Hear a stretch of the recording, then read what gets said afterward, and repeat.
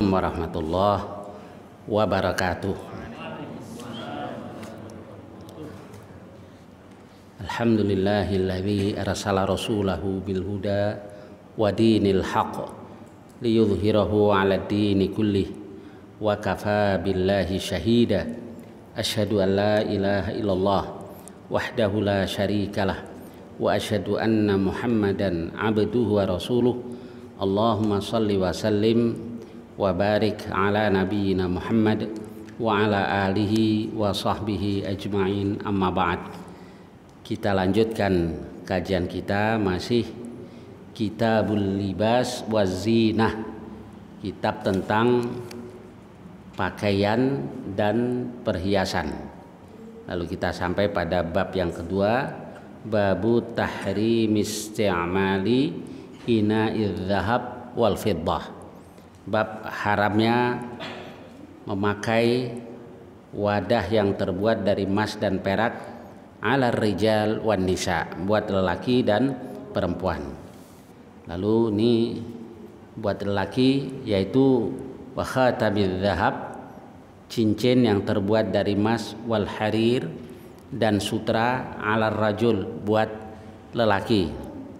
Jadi dilarang pakai cincin emas dan sutra buat lelaki, wa ibahatihi lin nisa, dan dibolehkannya dia buat perempuan-perempuan. Wa ibahatil alam wa nahwih, dan dibolehkan pakai gambar asal bukan gambar makhluk hidup. Nah, buat dan yang seumpama ala rajul, maksudnya gini, gambar tadi alam tuh kayak disulam dari sutra. Nah, itu boleh malam yazid ala arba'i asabi', selama tidak lebih dari 4 jari. Nah, tempoh hari sudah kita bahas hadis pertama, kedua. Sekarang hadis yang ketiga, 1340. Bismillahirrahmanirrahim.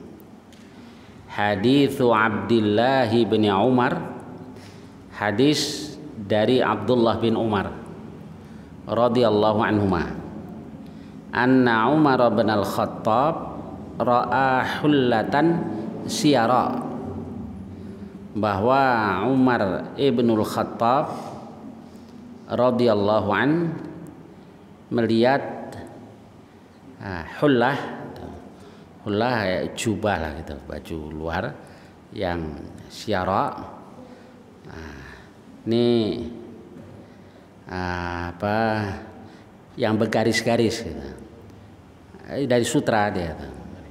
Ya, hullatan syara, satu jubah sutra yang bergaris-garis itu. Inda babil masjid, yang ada di pintu masjid. Faqal, lalu Umar katakan, ya Rasulullah, lawish taraita hadhihi falabistaha yaumal jumu'ah. Alangkah baiknya jika engkau membeli ini dan engkau kenakan pada waktu hari Jum'ah. Jadi maksud Umar sih benar ya, pengen Rasul tuh tampil rapi lah ketika hari Jum'ah. Yang kedua, walil wafdi, dan untuk menerima utusan-utusan idza qadimu alaika, kalau mereka datang kepada engkau.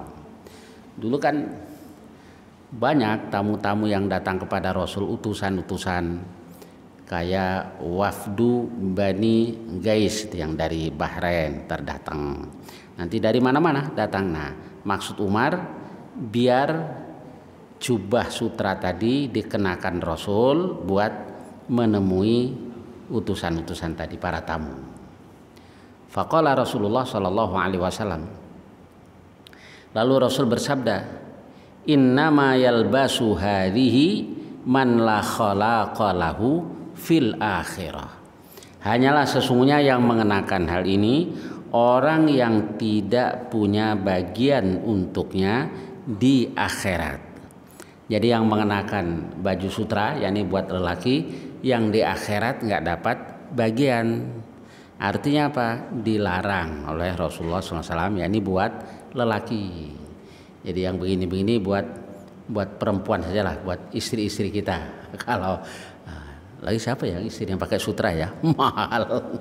Kalau sutra beneran ya mahal. Baik, kemudian setelah itu tsumma ja'at Rasulullah sallallahu alaihi wasallam minha hulal. Nah, kemudian datanglah kepada Rasul jubah-jubah sutra yang banyak. Fa'ata Umar ibn al-Khattab radhiyallahu an minha hullatan. Lalu Umar ibn al-Khattab dikasih satu oleh Rasul. Wallahu alam, nih yang datang ini apa? Pampasan perang atau apa? Wallahu alam. Datang pada Rasul, satu diberikan kepada Umar. Faqala Umar, lalu Umar katakan, ya Rasulullah, kasautaniha wa qad qulta fi hullati utarid ma qulta. Wahai Rasulullah, engkau pakaikan dia kepadaku, padahal engkau sudah mengatakan tentang jubah Utarid. Utarid nama seorang, yakni Utarid bin Hajib bin Zurarah At-Tamimi, yang datang membawa jubah yang ditaruh di pintu masjid tadi. Engkau kan sudah katakan tentang hullah Utarid ma qulta, apa yang telah kau katakan. Loh, kok dikasih saya? Kan Nabi sudah ngomong begitu. Qala Rasulullah sallallahu alaihi wasallam, Rasul bersabda, ini lam aksukaha litalbisaha. Sesungguhnya aku tidak memakaikan kepada engkau atau berikan kepada engkau agar engkau memakainya. Enggak, saya ngasih bukan buat kamu pakai. Fakasaha Umar ibn al-Khattab radhiyallahu an akhan lahu bi Makkah musyrikan. Lalu Umar pakaikan atau berikan kepada saudaranya yang ada di Mekah, saudaranya yang musyrik. Baik, dari hadis ini ya ada beberapa pelajaran yang dapat kita ambil. Yang pertama, bahwa sutra buat lelaki haram, kecuali kalau hanya beberapa bagian saja dalam baju kita itu ada sutranya. Nah, dan yang kedua, haram untuk dipakai buat lelaki, bukan haram untuk dimiliki. Jadi boleh saja kita jadi pengusaha sutra misalnya. Nah, sutra yang dipakai buat buat wanita-wanita. Jadi bukan tidak boleh memiliki, tapi yang dilarang adalah memakai. Maka Nabi katakan, ini lam aksukaha litalbisa. Lalu Umar berikan kepada salah seorang saudaranya yang masih musyrik. Berarti menjalin silaturahim dengan saudara yang masih kafir, masih musyrik, itu boleh kalau hanya dalam urusan duniawi. Jadi kalau dalam urusan dunia ya silakanlah. Ya kayak di surah Al-Mumtahanah itu kan, tidak ada dosa bagi kamu terhadap orang-orang yang tidak memerangi kamu dalam hal agama dan tidak mengusir kamu. Tidak ada dosa apa? Antabarruhum wa tuqsitu ilaihim. Kamu berbuat baik kepada mereka dan berlaku adil terhadap mereka, yakni terhadap orang-orang non-muslim yang tidak memerangi umat Islam. Boleh kita berbaik-baikan, berbuat baik terhadap mereka, bermuamalah terhadap mereka dalam urusan dunia. Jangan dibalik aja. Orang sekarang suka dibalik ya. Dalam urusan dunia kadang gampang berantem ya, berebut. Giliran dalam urusan agama akur. Nah, ini terbalik ini. Jadi kalau dalam urusan agama bukan kita boleh mengganggu, nggak boleh juga, tetapi lakum dinukum waliyadin. Dalam urusan dunia ya silakan, asal tidak terhadap orang kafir yang memerangi umat Islam. Jangan dibolak-balik gitu. Kan ada dari dulu sebetulnya itu ada ajakan seruan supaya umat Islam ini mencampur adukkan agamanya dengan agama-agama yang lain. Mana bisa dicampur ya? Bisa nggak dicampur? Ya nggak bisa. kelihatannya doang kali ya, apa kayak campur ya. Ya nggak bisa. Yang satu tauhid, satu syirik, mau dicampur gimana jadinya? Ya nggak bisa. Ya ikut tauhid atau ikut syirik gitu. Kalau dicampur mah nggak bisa. Mau dipadukan berbagai agama tadi sinkritisme nggak bisa. Satu tauhid. Tauhid ya sudah apa? La ilaha illallah. Orang syahadah kita juga asyhadu alla ilaha illallah. Baik, saya lanjutkan hadis berikutnya. Haditsu Umar an Abi Utsman An-Nahdi. Hadis Umar yaitu dari Abi Utsman An-Nahdi. Atana kitabu Umar wa nahnu ma'a Utbah ibni Farqad bi Azerbaijan. Telah datang kepada kami surat dari Umar, yakni waktu Umar menjadi Amirul Mukminin. Ma'utbah bin Farqad di Azerbaijan,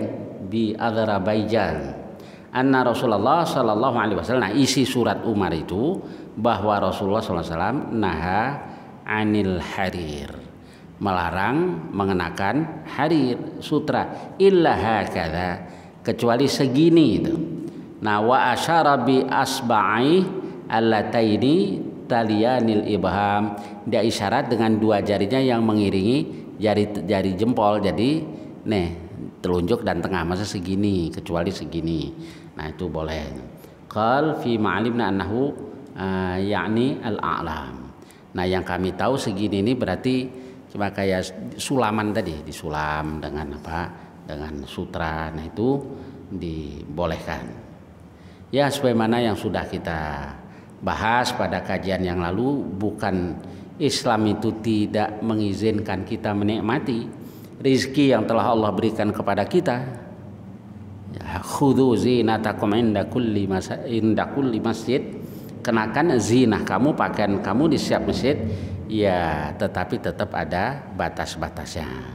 Nggak boleh juga kita semau-maunya kayak tadi. Lelaki dilarang pakai emas, lelaki dilarang pakai sutra dan seterusnya. Tetap ada batas-batasnya biar nggak lupa. Kalau nggak ada batasannya lupa nanti. Seolah kita mau hidup selamanya dibatasi, diingatkan saja banyak yang lupa ya. Apalagi tidak ada batasan-batasannya, lupa nanti.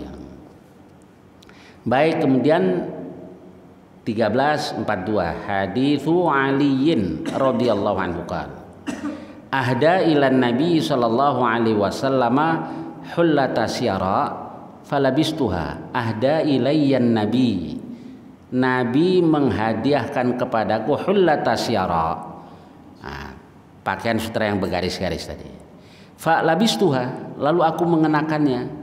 Fara'aitul ghadaba fi wajhihi, saya lihat ada kemarahan di wajah Rasul, kayak Nabi nggak suka ini ngasih tapi jangan buat dia, maksudnya itu. Fa syaqaqtuha baina nisa'i, lalu aku membelahnya di antara perempuan-perempuanku. Apa maksudnya nisa di sini? Apa istri-istrinya?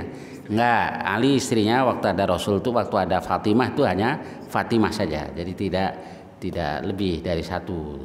Maksudnya nisa di sini ya perempuan-perempuan dari keluarganya, ya bisa istrinya, bisa saudaranya itu. Fasyaqaqtuha baina nisa'i, aku membelahnya di antara perempuan-perempuanku, maksudnya perempuan-perempuan dari keluargaku. Kemudian hadis berikutnya haditsu Anas bin Malik anin Nabi sallallahu alaihi wasallam, man labisal harir fid dunya lam yalbasu fil akhirah. Barang siapa mengenakan sutra di dunia, yakni buat lelaki, dia tidak mengenakannya di akhirat. Padahal apa saja yang di akhirat itu jauh lebih baik daripada yang di dunia. Kayak buah-buahan yang di akhirat ya beda dengan buah-buahan yang ada di dunia. Sutra yang ada di akhirat, di sorga, ya jauh lebih baik daripada sutra di dunia. Baik. Nah, istri yang ada di akhirat juga jauh lebih baik daripada istri yang ada di dunia. Pengen dapat? Ya beriman, bertakwa biar dikasih oleh Allah Subhanahu wa taala. Kok yang diomongin istri mulu ya, Pak? sorga Quran, bukan ada yang bilang begitu ya. Ya orang memang tertarik kalau nggak kalau nggak didorong dengan hal-hal seperti itu. Pokoknya sorga itu enak gitu aja. Misalnya Quran hanya menjelaskan sorga itu nikmat, orang nggak bisa ngebayangin. Tapi kalau dibayangkan buah-buahan apa, nah kemudian apa tadi, bidadari ya, bidadari. Ya biar kita tertarik. So, kalau nggak ada gambaran itu nggak tertarik gitu. Kayak bidadari saja di Quran itu disebut dengan berbagai istilah. Tapi ya tetap sopan kok bahasanya. Kalau ada yang bilang Quran bagaimana, nggak sopan, bahasanya sangat sopan. Wahurun ain, apa hur? Hur, ain, mata hur, berkilau matanya. Tuh kan, pernah lihat orang perempuan yang matanya berkilau? Belum ya? Orang fastun katanya. Ngelirik dikit juga ya Allah, aboy juga kelepek gitu. Itu baru di dunia ya, di dunia, belum di akhirat. Wahurun nain, kan tertarik kalau kita dikasih iming-iming oleh Allah nih balasannya buat ahli surga. Wahurun nain ka'amsalil lu'lu'il maknun jazaa'an bima kanu ya'malun. Tertarik deh. Kadang-kadang lebih ini lagi, wa kawa'iba atraba. Kawaib, ka'bun nih, mata kaki ini dalam bahasa Arab ka'bun. Kenapa dinamain ka'bun? Ka'ab, keras. Mana ada mata kaki empuk, dari keras ya. Nah maka wa kawaib, perempuan yang sekel, masih sekel. Ada istrinya yang masih sekel. Selalu dia punya anak gak pada ini semuanya ya. Baik, nah biar tertarik. Tetapi yang sesungguhnya kenikmatan sorga yang tertinggi bukan itu. Kalau kita lihat di hadis sahih, kenikmatan sorga yang tertinggi adalah ru'yatu wajhillahi subhanahu wa ta'ala, melihat wajah Allah subhanahu wa ta'ala. Kan nggak bisa dibayangin kalau kayak begini, kurang tertarik. Bidadarinya matanya berkilau, nah tuh baru orang tertarik kan. Tapi kalau cuman pokoknya keindahan surga yang tertinggi, melihat wajah Allah, kita belum ada gambaran gitu.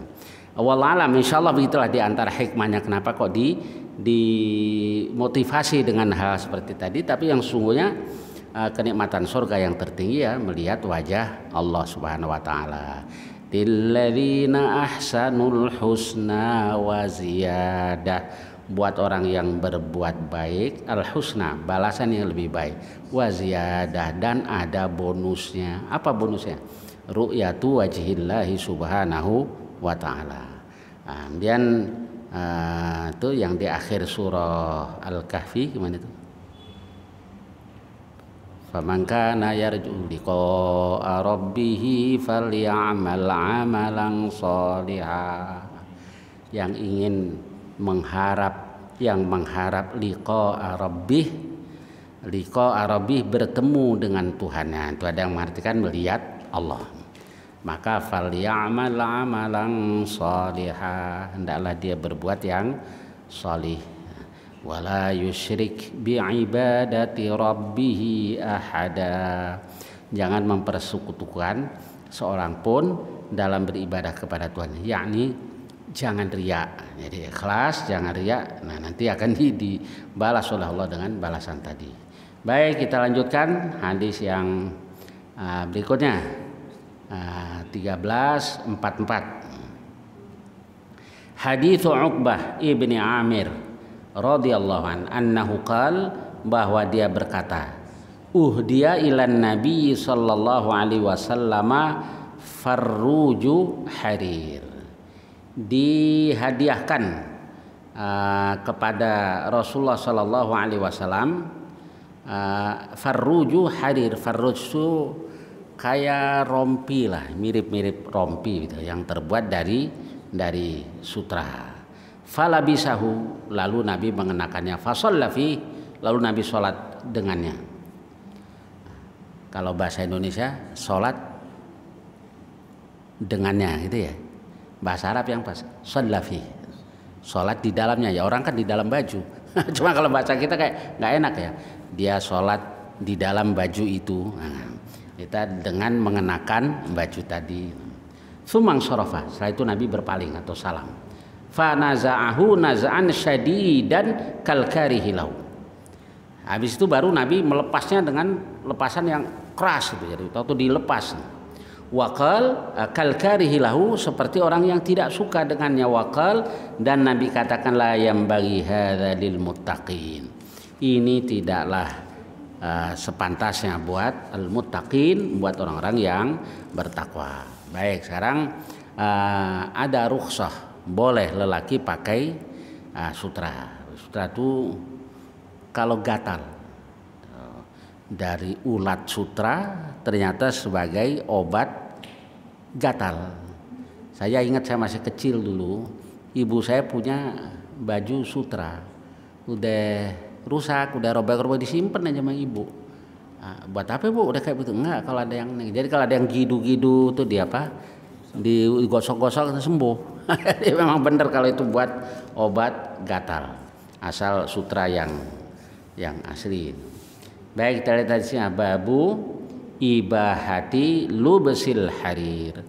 Bab tentang bolehnya mengenakan sutra lirrajul, buat lelaki, idza kana bihi hukkatun au nahwiha.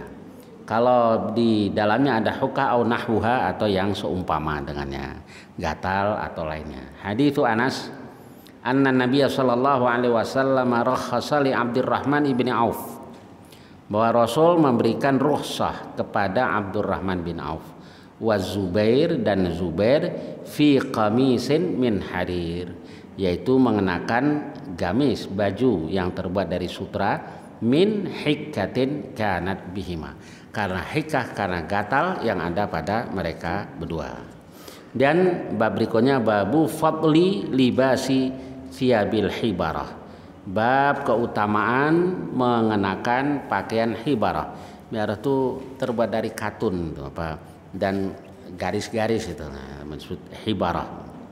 Hadits Anas an Qatadah qultu lahu ayu thiyab kana ahabba ilayyan nabi, kana ahabba ilan nabi. Qatadah katakan, saya bertanya kepadanya, yakni kepada Anas, ayu thiyabi kana ahabba ilan nabi sallallahu alaihi wasallam, pakaian yang mana yang paling disukai Nabi? Qal al-hibarah, dia katakan al-hibarah tadi. Baik, kemudian bab berikutnya babut tawadhu'i fil libas wal iqtisari 'alal ghalidhi minhu wal yasiri minal libas wal firash wa ghairihima wa jawazi lubsi thawbi sya'ri wa ma fi a'lam. Babut tawadhu'i, bab tawadhu. Tawadhu itu artinya rendah hati. Jadi lawan dari takabur, rendah hati. Dan di satu hadis Nabi katakan, salah satun uqsimu alaihim, ada 3 yang aku bersumpah. Salah satunya orang yang man tawadhu'a lillah, yang ma tawadhu'a ahadun lillah illa rafa'a. Tidaklah seseorang tawadhu karena Allah melainkan Allah angkat derajatnya. Asal tawadhu'nya lillah, karena Allah. Karena yang lain-lain, emang ada orang tawadhu nggak karena Allah? Ada pura-pura doang.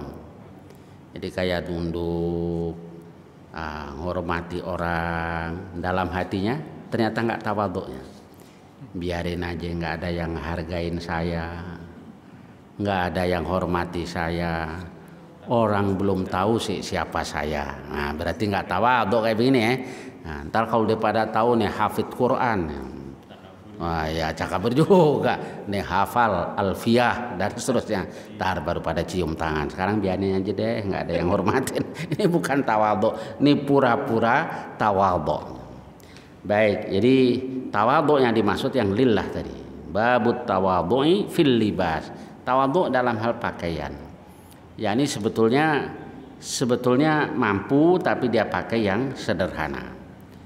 Lalu bagaimana dengan hadis yang Allah kalau berikan nikmat pada seorang hamba, Allah senang melihat asarnya atau bekasnya. Dikasih rizki ya kelihatan lah bekasnya. Ya semuanya tergantung niatnya. Jadi ada orang mengenakan pakaian yang bagus karena suka tajamul, mengenakan yang indah-indah. Nabi katakan innallaha jamil yuhibbul jamal.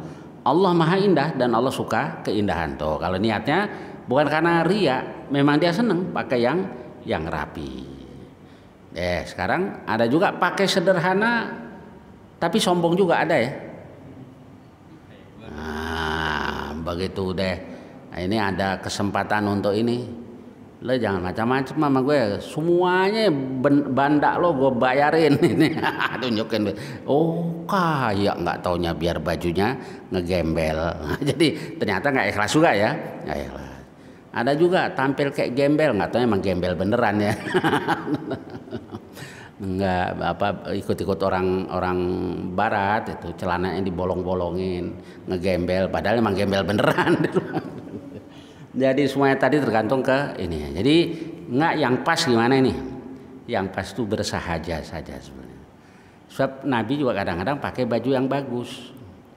Nabi itu punya jubah yang ada sutranya tapi nggak semua. Kerahnya, belahannya itu ada sutranya. Nah itu yang Nabi biasa pakai buat Jum'ah. Nabi pakai buat Id. Nabi pakai buat menerima utusan-utusan. Berarti Nabi kan tahu tempat. Dan nggak selamanya nih ya. Jadi kadang-kadang ya pakai pakaian yang rapi juga. Hari raya Id pakai jelek, kok pakai jelek kan hari raya.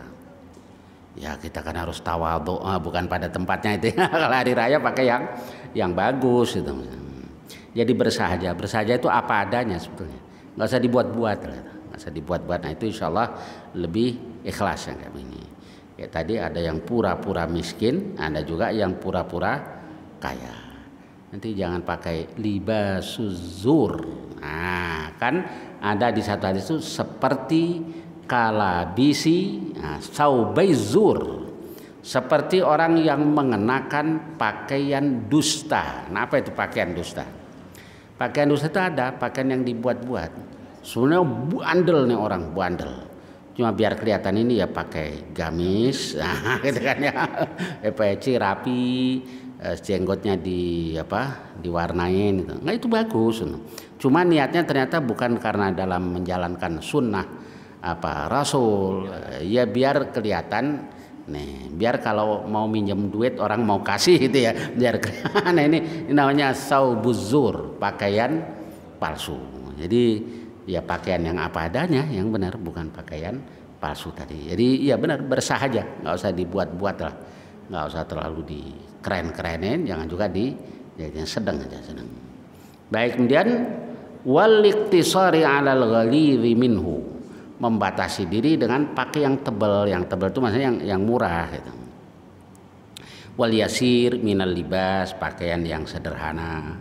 Wal firas, permadaninya juga begitu. Wa ghairihima, dan yang lain-lainnya dan seterusnya. Hadisnya adalah hadis Aisyah an Abi Burdah radhiyallahu anhu qala akhrajat ilaina Aisyatu kisaan wa izaran ghalidhan. Aisyah radhiyallahu anha mengeluarkan kisah. Kalau kisah kayak selimut lebar gitu aja, lebar itu kisah yang pertama. Wa izaran, dan kain izar. Ghalidhan yang tebal, maksudnya sederhana. Jadi dua pakaian yaitu selimut tadi, kisah tadi, kemudian kain sarung tebal. Faqalat, lalu dia katakan qubida ruhun Nabi sallallahu alaihi wasallam. Roh Nabi sallallahu alaihi wasallam diambil yakni oleh malaikat fi hadain, mengenakan dalam keadaan mengenakan dua pakaian. Nih pakaian yang dipakai Rasul waktu dia dicabut nyawanya oleh Allah Subhanahu wa taala. Baik, saya tambahkan bab berikutnya, babu jawazit tikhadil anmat. Apa anmat itu? Ya kadang-kadang orang pakai buat hamparan, kadang-kadang dipakai juga buat tirai juga.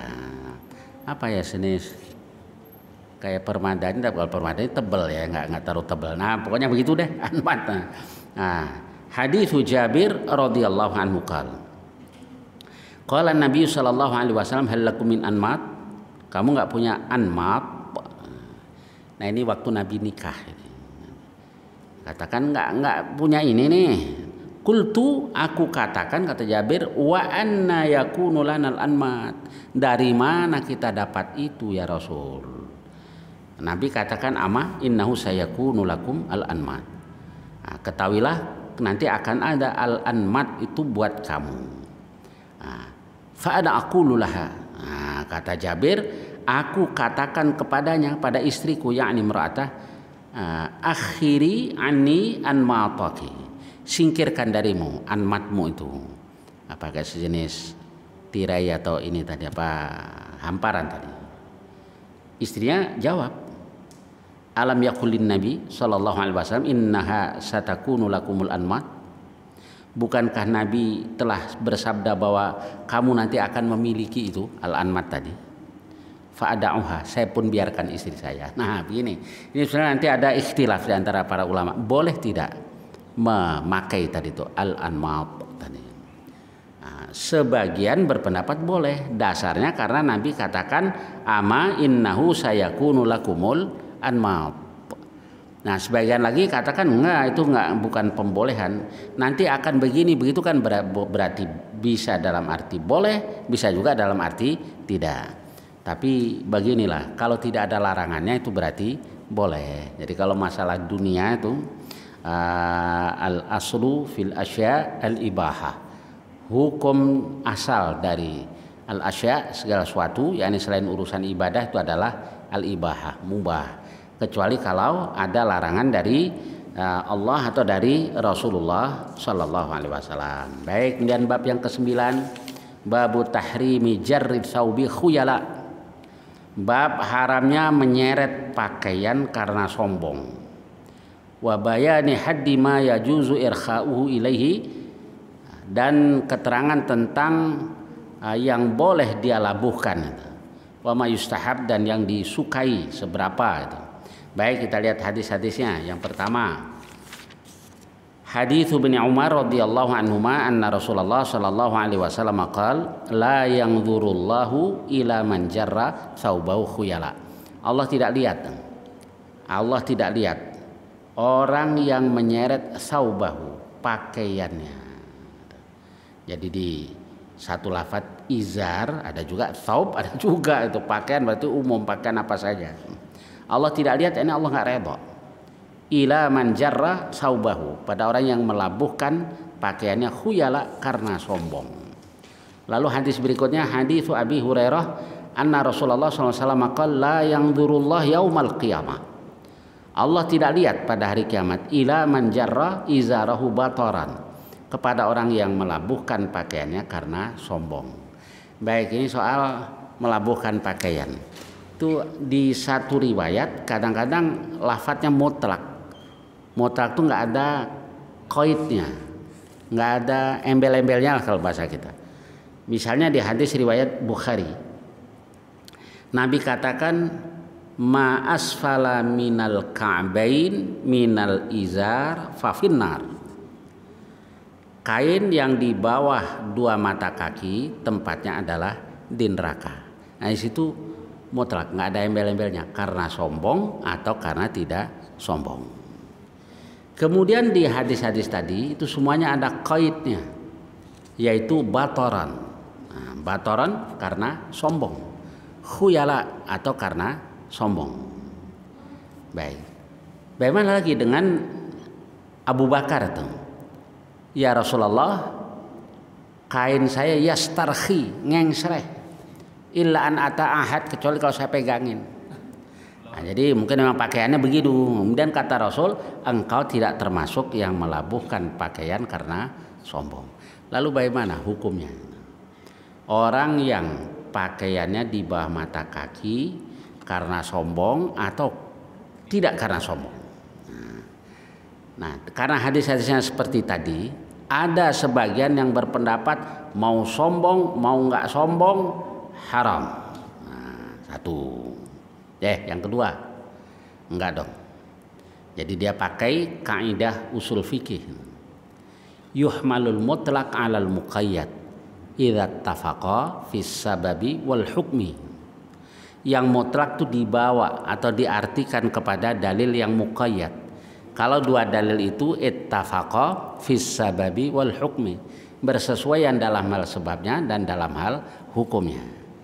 Maka yang kedua ini berpendapat ya yang dilarang itu berarti yang karena sombong. Kalau tidak sombong ya tidak. Apa ya ini ya, kok bisa ngengsreh pakaiannya sombong. Ya dulu rupanya begitu. Kalau pakaian yang ngengsreh itu satu kebanggaan, satu kesombongan. Gitu. Kalau cingkrang enggak. Baik, kemudian nah sekarang yang ketiga termasuk Imam Nawawi. Imam Nawawi pendapatnya kalau karena sombong haram. Jelas karena dalilnya jelas. Kalau tidak karena sombong makruh. Nah ini sikap ihtiyat, ini lebih berhati-hati. Nah bagaimana kita mensikapi perbedaan pendapat tadi? Satu katakan haram mutlak, satu katakan haram kalau karena sombong, yang satu lagi haram kalau karena sombong, makruh kalau tidak karena sombong. Kalau mau berhati-hati mah deh tinggalin aja apa isbal. Orang-orang kadang terbolak-balik ya, dibilang isbal yang cingkrang. Isbal itu yang melabuh gitu. Ya yang engsreh itu isbal yang di bawah mata kaki. Jadi paling tidak semata kaki. Ya sudahlah, jatuhnya wajib atau jatuhnya sunnah, wallahu alam. Tapi ini sunnah Rasul gitu ya. Kayak Imam Nawawi tadi kan berpendapat sunnah ya. Kalau nggak karena sombong makruh, berarti mengenakan itu kan mengangkat itunya berarti kan dianjurkan. Nah kalau sudah sunnah kayak begini jangan saling mencela. Yang banyak ini kan saling mencela kan ya. Emang sunnah Rasul cuma celana cingkrang apa ya? Enggak, sunnah Rasul banyak salah satunya. Jangan direndahkan juga kalau ada orang yang melakukan apa yang diajarkan oleh Rasulullah SAW. Ya emang ini zaman main kata-kataan sekarang. Ada kelompok lain beda dikit katain, yang ini beda dikit katain. Ngapain pada ngata sama aja. Podo wae sarua keneh. Saling ngatain, padahal kalau kita lihat di Al-Hujurat ya. Ya ayyuhalladzina amanu la yaskhar qaumun min qaumin asa ayyakunu khairam minhum. Wahai orang-orang yang beriman, jangan satu kaum merendahkan kaum yang lain. Asa ayyakunu khairam minhum, bisa jadi yang direndahkan itu lebih baik daripada mereka. Wala nisa'um min nisa'in asa ayyakunna khairam minhum. Sekelompok perempuan juga jangan merendahkan yang lain. Bisa jadi yang direndahkan lebih baik dan seterusnya. Nah ini rambu-rambu ukhuwah yang sekarang banyak dilanggar. Ngikuti nafsu aja ya, nafsu. Gualak sama sesama orang Islam. Gualak cuma beda pendapat dikit aja ya. Sama orang kafir nggak punya harga diri. Ini terbalik ini kalau memang ngaku umat Muhammad tuh asyidda'u 'alal kufar ruhama'u bainahum gitu. Atau azillatin 'alal mu'minin a'izzatin 'alal kafirin. Baik, sampai dengan hadis berapa tadi? 1350 insyaallah. Yang akan datang kita lanjutkan hadis-hadis berikutnya. Silakan barangkali ada pertanyaan-pertanyaan tentang hadis tadi atau lainnya yang saya bisa. Tafadhol.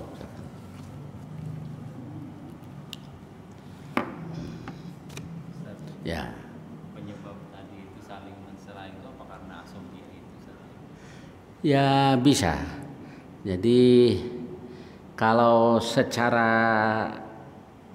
individu atau secara individual gitu, orang memang sulit untuk mencari kekurangan diri sendiri.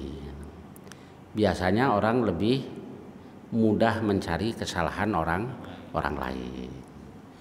Jadi ini penting sebenarnya. Nah kalau di skupnya digedein dikit, nah kelompok, satu kelompok juga begitu, merasa kelompoknya paling baik. Nah, dan jarang orang yang mau mengoreksi kelompoknya, biasanya cenderung mengoreksi kelompok yang lain, begitu dan seterusnya. Dan seterusnya.